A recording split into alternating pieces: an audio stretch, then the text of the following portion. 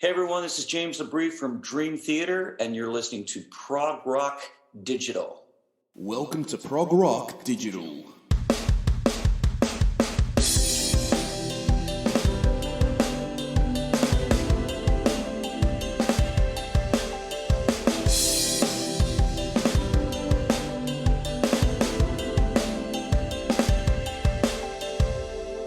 Hi everyone, and welcome back to another episode of ProgRock Digital. This is episode 1 of season 3, our very first episode back into 2022. I'm glad to be back, and I thank you very much for downloading and streaming. Thank you for visiting progrockdigital.com. Please keep those emails coming through the email address progrockdigital@gmail.com. Now, today is an exciting episode. I will be presenting to you my thoughts, my review on the upcoming, soon-to-be-released album by Silent Skies titled Nectar, out through Napalm Records, available February the 4th. And I'm also presenting to you a conversation that I had with the pianist from the band, Vikram Shankar. We speak about all things Silent Skies, as well as the other half of the band, and that is star vocalist Mr. Thomas Englund, whom we know also from Redemption and, well, his band Evergrey. We're back just after this quick break. Thank you very much for your support, and enjoy. Paris of Troy, out through Ludos Records, their debut single, Torn Away. Australian prog at its best. Available for download and stream on all digital platforms.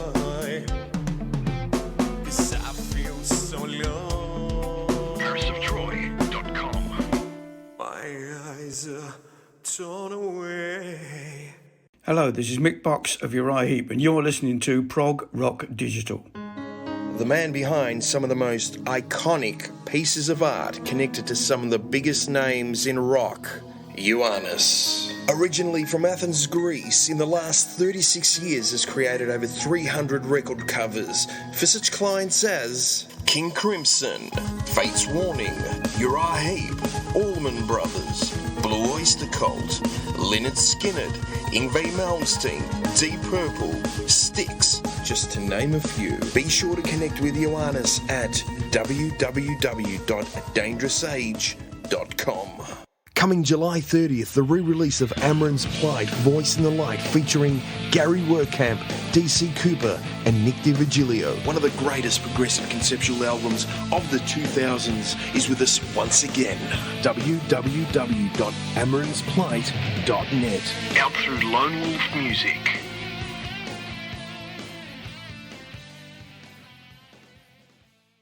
Falsett have released their debut album, We Follow or Lead the Way. Available for download and stream, visit falsett.co.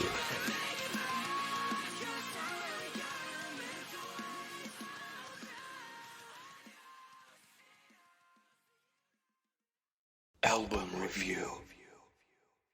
Silent Skies Nectar, for release February the 4th via Napalm Records. Now, it is a thought-provoking, sombre, slow, beautiful album. It has a significant European feel to it, and I wouldn't be surprised if we one day see Silent Skies on the Eurovision contest. I give kudos to both Vikram and Thomas, as they are outside-of-the-box thinkers, not afraid to take risks. The album has 10 tracks, with all songs bearing equal weight. However, track number 6, titled Leaving, has the X factor, I feel. In closing, 3 words capture my thoughts on the album: emotional, dark, and compelling. An amazing album. Look out for it. Silent Skies. The album is Nectar. Vikram Shankar, welcome to ProgRock Digital. How are you, man? I'm doing wonderful. It's a nuts week with the album coming out this Friday, I guess. So it's like, I can barely, keep my head straight with everything going on. But it's awesome. That's a good problem to have. It sure is, man. Now, before we get into the new Silent Skies album, I wanted to ask, how is it that you went about putting yourself forward to Thomas Englund? What sparked an interest in him to elect to work with you? Yeah, I didn't put myself forward. He put himself forward to me, which was not something that I could have foreseen. I was, I guess, a junior or a senior in college conservatory at the time, and I didn't really have any credits to my name. So I didn't think someone like Tom would be interested in working with someone like me. But the thing is, I had been doing piano arrangements of metal songs for like almost a decade at that point, and I'd done some Evergrey songs that I guess Tom had seen through the magic of Facebook. And I guess when Tom saw my performances, he saw that there was some kind of like kindred spirit going on here. There's some shared sense of emotional and musical aesthetics and everything, that we really saw music in much the same way, and we were phrasing and timing in the same way. And it's really unique and special, I think, for him to be able to listen to my playing, not say a word to me, but just through my playing, see that this is a match that should happen. So he reached out to me out of the blue and said, we should make an album together. And I was like, yeah, of course we should. And I couldn't have anticipated that would have led to now 2 albums and a bunch of other things that we do together as well, with Redemption and video game scoring and all this stuff. So, it's turned out to be the most fruitful musical partnership of my life, and it all started with the Facebook message, which is really cool. So, Vikram, would I be right in saying that, you're no doubt a fan of Thomas Englund, a fan of Evergrey, Redemption? Let me ask you this. How do you take out or separate the fan from Vikram? How do you place that out of the equation and, look at it from a different perspective, a working relationship, a business relationship? Is that hard? How do you go about that?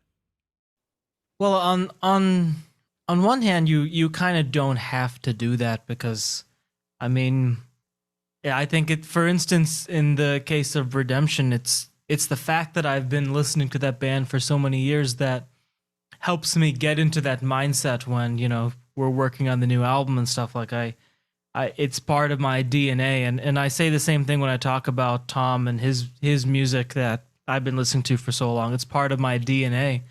And his music and the way he sings and the way that the band writes music has become a part of who I am as a musician, and I can't turn that off, and I don't want to turn that off, because the fact that we have this shared musical DNA, it's like we've known each other for a decade, although we haven't, and it's like we've been making music together for a decade, although we haven't. So the fan element and the appreciation I have and the respect and the love that I have is, a big part of why it works as well as it does. And I've worked with people with whom I am not fans, and it's nice, but it's different, because being a fan of something, you have a certain emotional intimacy and a certain emotional investment into the music that you don't do if it's strictly, a professional thing, and it's like they're paying me to do this music and I do it and it's great. But there's, like I said, an investment that comes when you're a fan of something. And so I don't turn that part off, but I guess I also don't think about it, because, I mean, Tom's not just a musical hero. He's been a close friend for a bunch of years, and we make music and we talk every day. And it's like, I am a fan at first and foremost, but it's become a lot more than that. So I can conceive if, like, someone like, I don't know, James Hetfield were to reach out to me or something, it may be a little bit more difficult to have that separation, because he's like, he's James Hetfield. It's like he doesn't exist on our plane. He exists on like the Rockstar plane, and I viewed Tom that way, sure, to start with, but Tom has a wonderful way of just, making you feel like you're equals, even though, he's been making evergreen music as long as I have been on this planet. Yeah. He's still, he's so down to earth about it, and he's always looked at me as an equal. He's never looked at me as like his minion who's going to execute his solo project or whatever. It's never been like that. It's always been a 50% collaboration and a lot of mutual respect. The album is set for release February the 4th.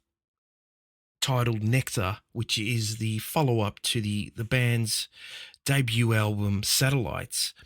Vikram, let me ask you, how different is this album to the first album?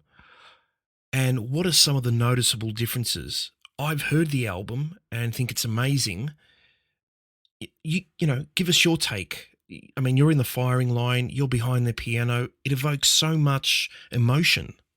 Oh, well, thank you for your kind words. It's funny because I was pretty sure that this was a very, very different album, and now we're at the point now where we've been starting to read some amazing reviews of, you know, what we've been doing, and most people seem to feel the same way, that there's a different energy on Nectar than there was on Satellites. And then, of course, there are some people to whom it sounds very, very similar, and it's only a very slight tweak in the formula. And that's the beauty of the individual and the way that every individual person can have their own subjective experience of art. That's a beautiful thing to me. Yeah. As far as I'm concerned, I think Nectar is a big step up, and that's not because Satellites is a weak album, because I'm very, very proud of Satellites. But what happened was that we had to kind of figure out what Silent Skies was. And that was not a very easy thing to do, because Tom's been making music for 25 years, but this is a brand new band. It's like he got to be a debut artist all over again.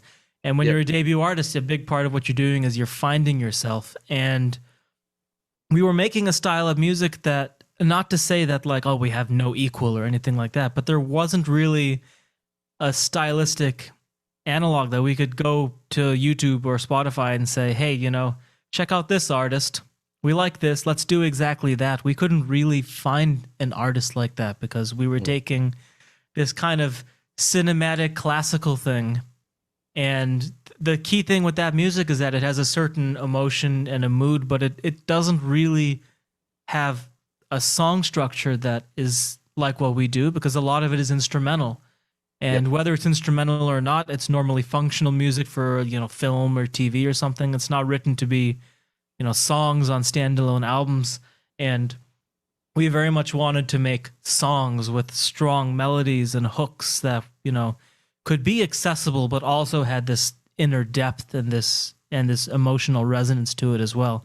We had to figure out what it meant to do that. And that's what Satellites was all about. And then when we did Nectar, we knew that. We had this foundation of, this is what Silent Skies is. This is, you know, what we like to do.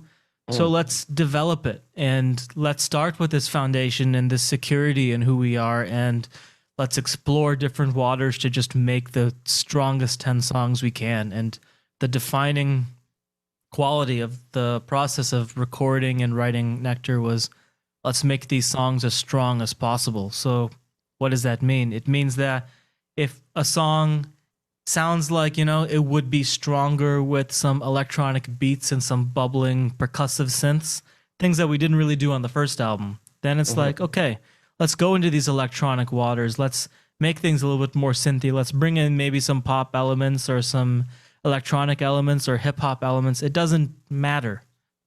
You know, we didn't have these kind of walls of what Silent Skies could be, what it should be. You know, Silent Skies is us and what we want to make. And that honesty led us to a place that I think was refreshing for us to make. And it seems to be refreshing for listeners as well, which I'm very, very gratified about. Now, Vikram, you did touch on before about being an equal and being an equal in the band, 50-50. When it comes to all things Silent Skies, obviously you're an equal with the band being a duo, both yourself and Tom, writing songs and so forth. Now, is there the same idiosyncrasies as, say, being in a 5 or 6 piece band? I think I know the answer to that, but if you can just let me know your thoughts on that.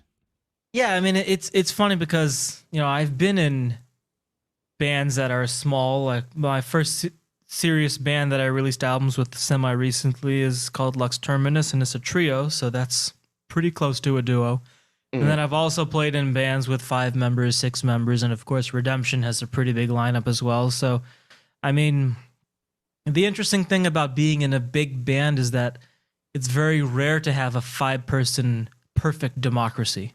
And you can be democratic insofar as everyone is respected, and you should be that way, I think. but someone is inevitably going to take a little bit more of the, the visionary status, just because that's how you get things done. It's a lot easier to get things done when one person is guiding the ship in a certain way and other people are helping to fulfill that.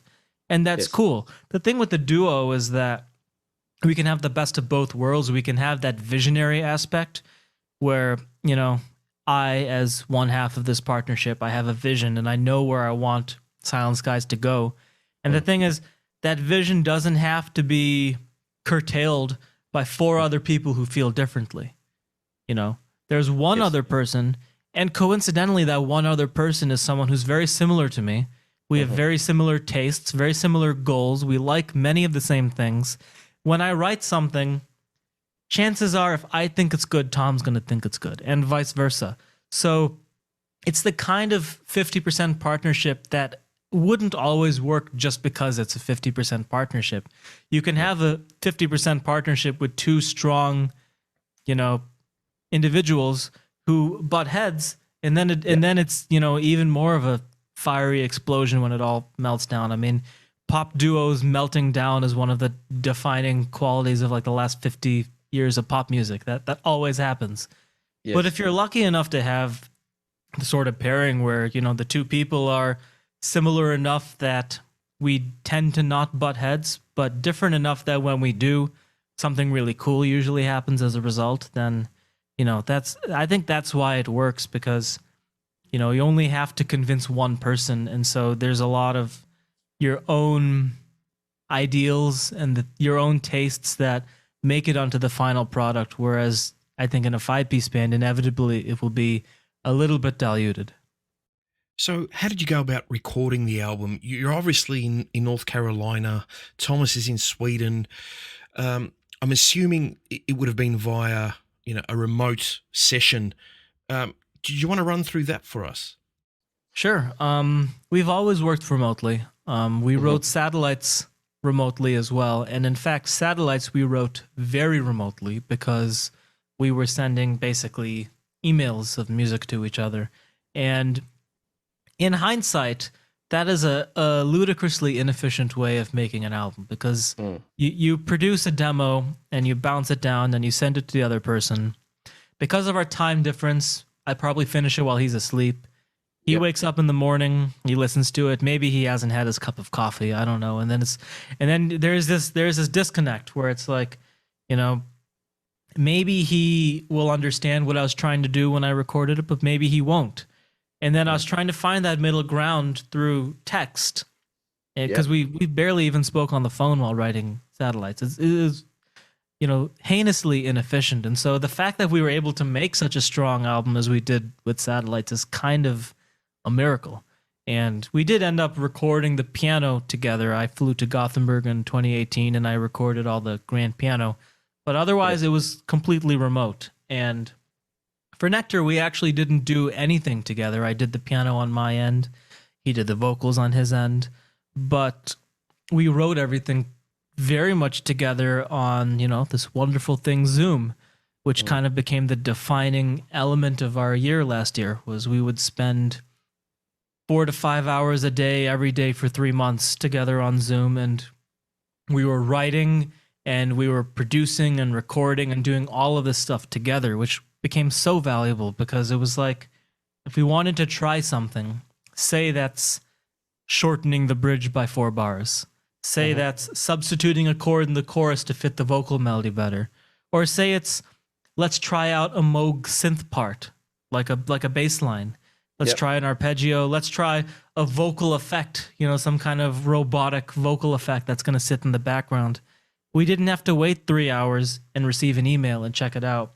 We waited 5 minutes for the other person to do it, and we listened to it together on Zoom. We had wired our studio so we could hear DAW audio in full stereo quality, so we weren't listening to like cell phone cameras or something. And so we were able to try stuff and then make stuff work. And the beauty of that is that if you experiment, every experiment in music tends to require some refinement to really work. And so we were able to do that refinement. We were able to try a synth arpeggio and be like, this would be really cool if we just faded it out or we put a filter on it so it's still there, but it's not so prominent. Okay, cool, that's good. Check the box and we'll move on.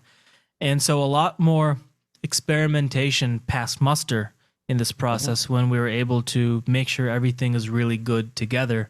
And we're both really happy in the moment with what we were recording. So it's like we were distant geographically, but at the same time, we had never worked closer.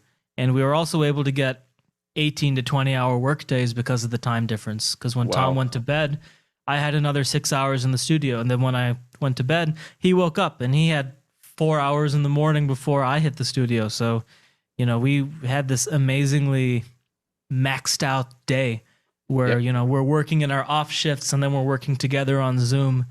And so it's not really a surprise to me that we wrote and recorded and produced the album in like 3 months, because it was a very full 3 months. So, beautifully efficient. And the funny thing was, I guess now a month and a half ago, I was in Sweden and we actually worked together, sitting side by side at the computer for the very first time. We were actually working on a video game score.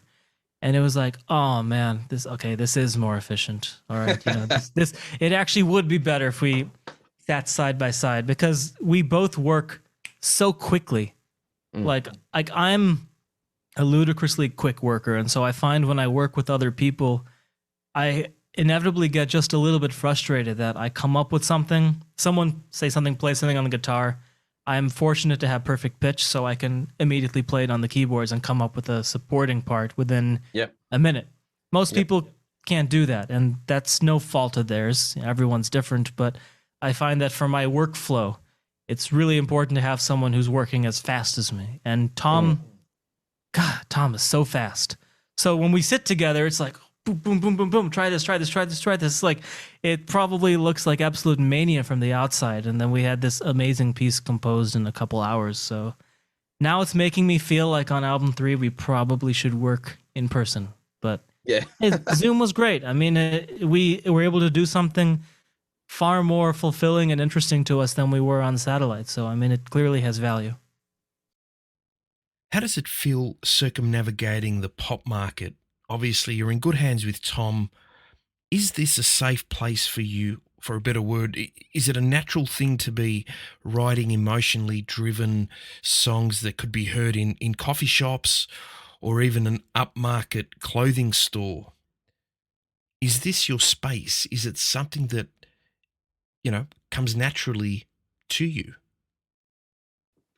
I have many spaces, and I think that's why I am the way that I am and why I can't be in one band. Because I really kind of admire people who have been in one band making one style of music for 20 years and they're completely satisfied. See, that's the thing. That's amazing to me. I so wish I could be that way. But I've always wanted to make 6 or 7 different styles of music. And so it just is natural to me that I'll be in some bands where I can't be in a coffee shop. Like there's no way that Redemption is going to be played in supermarkets. Of course. But I like that style of music too. I love pop music. I love cinematic classical music. I love relaxing things. I listen to a lot of, meditation stuff as well. So it's like, it's great to be able to explore those waters. And I don't have those kind of inhibitions about making stuff that people may not think is like cool or something, because I think all music is cool. Music is so awesome, man. It's like, why would you not make a certain type of music because someone thinks it's not cool? Like, who cares? If you want to make it, and you're going to be way happier making it than if you stay in your box and you do what the world always thinks of you, and then you have this part of you that you've never been able to explore, and it's stifled. It's going to mean that your main thing is going to probably be a lot crappier for it, because you're not going to feel fulfilled with it. You're going to be itching to do other things, and it's like the world's not letting you do that. I see that happen all the time in the industry, and it's horrible, really. So I'm very fortunate that I've kind of built, quite early in my career, this framework where I can do pretty much any style of music I want to do, and I'm not going to get, chastised for it, and people aren't going to say, you're not metal for making this. I mean, first of all, I don't really care if someone thinks that I'm metal or not. That's kind of irrelevant to me. But at the same time, you know, being able to also make very, very heavy music that is, you know, abrasive and has, you know, screaming vocals and all this stuff. Like, I love that stuff too.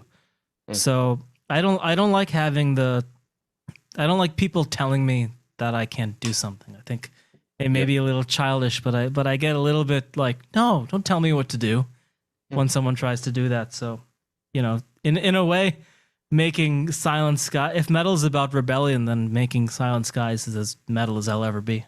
So, Vikram, in terms of topics, writing topics, Silent Skies, you know, are these first-hand experiences, or do you and Tom have to, you know, somehow put yourselves in a position to imagine or act out the narrative?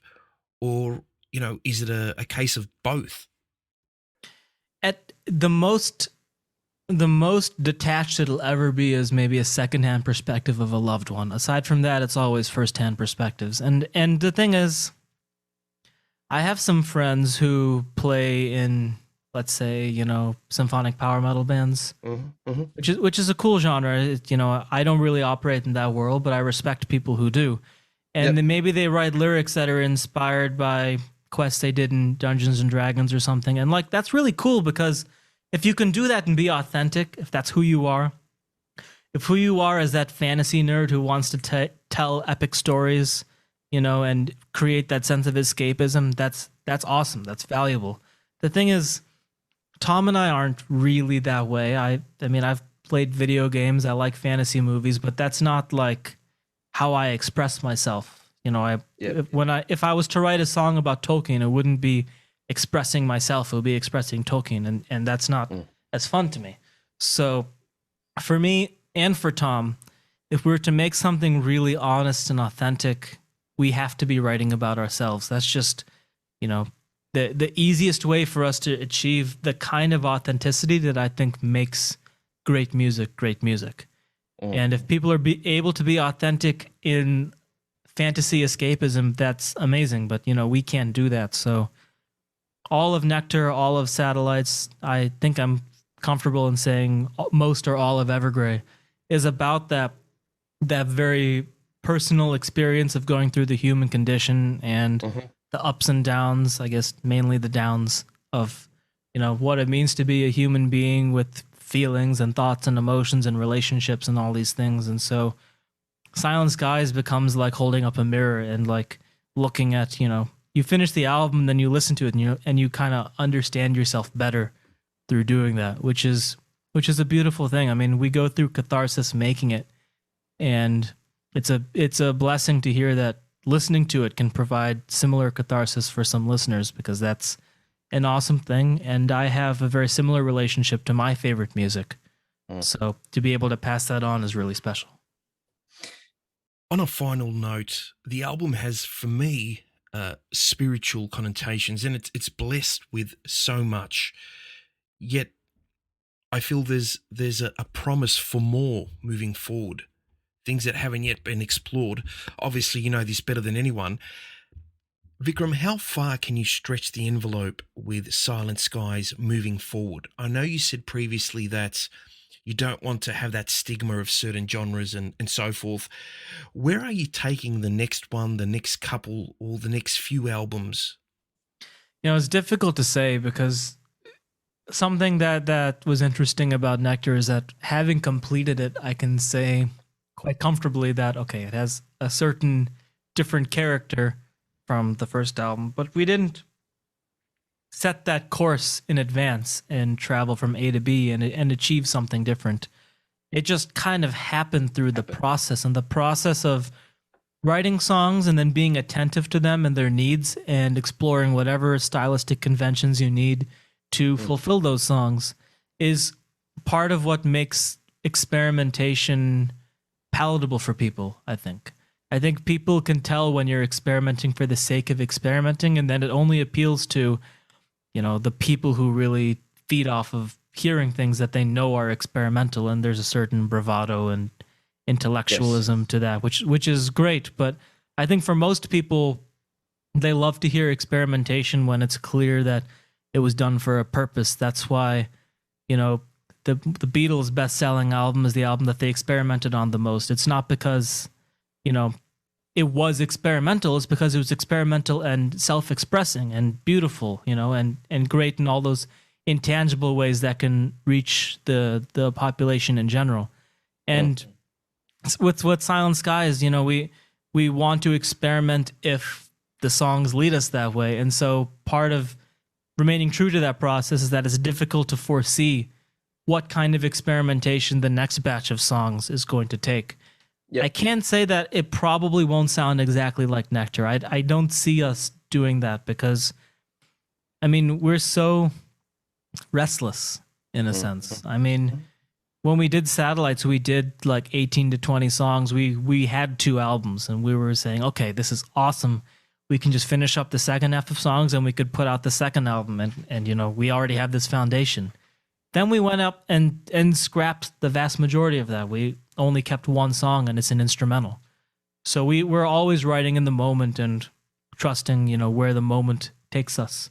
So I think it's clear that there are waters left to explore.